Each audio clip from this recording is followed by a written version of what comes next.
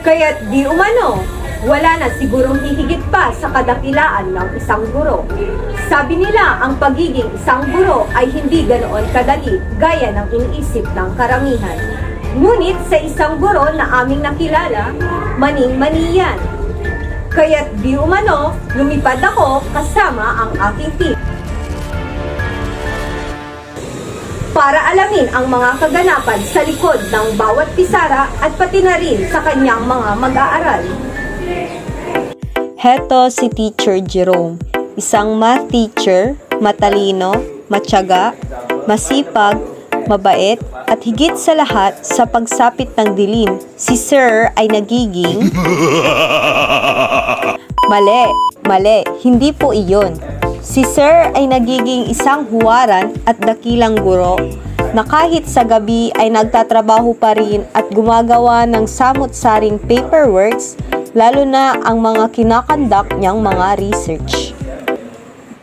For a teacher's life, ang pagkandak ng action research ay isang advocacy sapagkat ang pangunahing layunin nito ay mahusayin ang mga nakagawian sa paaralan at masolusyonan ang mga issues na related sa pagtuturo at pagkatuto na nakabase sa classroom upang makahanap ng naaangkop na paraan.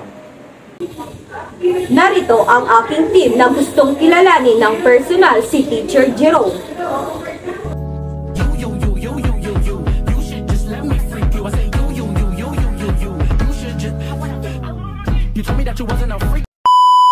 Hindi lingid sa ating kaalaman na marami talagang mga estudyante na may mga ayaw sa asignaturang matematika sapagkat mahirap daw ito. Naboboring sila o di kaya'y sawa na silang hanapin ang value ng X.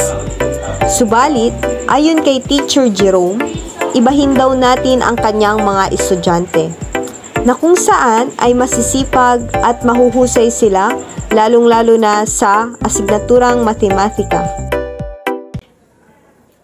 Pagkatapos ng nasabing pag-oobserba ng aking team, pangangalap ng impormasyon at naganap na panayam kay Teacher Jerome, ano-ano nga ba ang kanilang mga natutunan at ano rin nga ba ang kanilang napansin sa loob ng classroom na iyon? Based sa aming observation sa klase ni Sir Jerome, yes, tama naman si Sir Jerome na all of these students have mathematical abilities. Ngunit, some of them lack the self-confidence to cite their answers and engage themselves inside the class. So, we think this problem needs proper action, immediate attention, and a solution to engage students' active participation and enthusiasm in boosting their self-confidence in mathematics. We, the researchers, decided na ito ang gagawin naming action research. Action research is a process for improving educational practice. At ang mga bahagi nito ay situation, preliminaries, introduction, problem identification, generation of alternative solution, and the plan of action. Just like what I said earlier sa kanila, their action research plan is really important because they give them a framework for thinking about how they will complete research efficiently. So, after preparing action research plan, the next step na gagawin nila is to carry out their plan.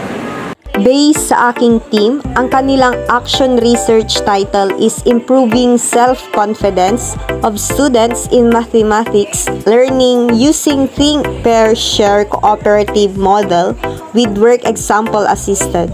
At isa sa alternative learning that can increase student self-confidence in cooperative learning na Think, Pair, Share model.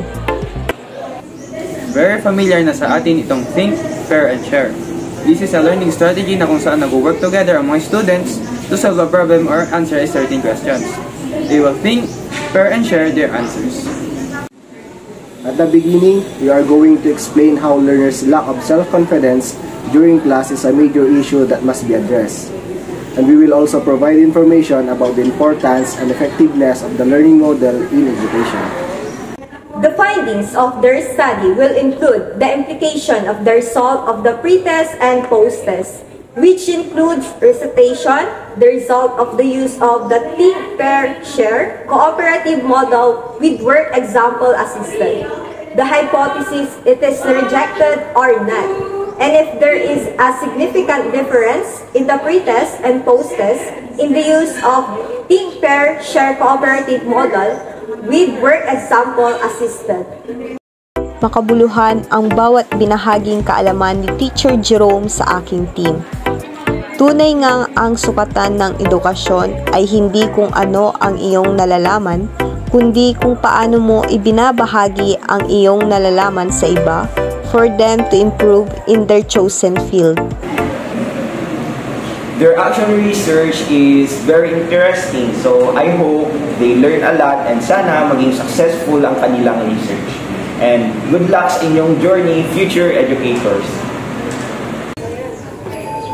Natutunan ng aking team ang kahalagahan ng paggawa ng pananaliksik dahil di umano ito ang ating pundasyon sa inobasyon, kung kaya't mahalaga din na pahalagahan natin ang ating mga natutunan.